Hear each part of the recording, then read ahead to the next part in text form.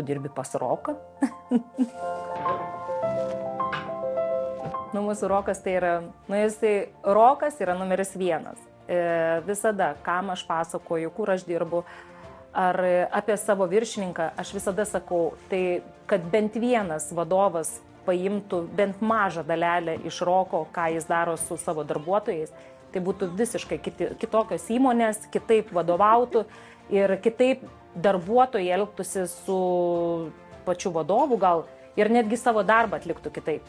Man čia patinka ta tokia ramybė ir mes visi galime būti savimi. Sakau, čia svarbiausiai, kad nereikia vaidybos. Tau nereikia visada būti kažkokiu tai išsitempusi ir stovėti budinčiu prie kokių durų ar dar kas nors. Tu gali, jeigu tau yra noras, aš pavyzdžiui net einant salėje ir yra pilnai salėje žmonių, aš noriu ir aš pradedu dainuoti. Tai man yra noras, man niekas to nedraudžia. Žinoma, kad tu būtų daina biškiai tema, ten čia pritapti. Bet norim, mes galime sušokti čia. Mums niekas nedraudžia. Mes galime būti patys savimi.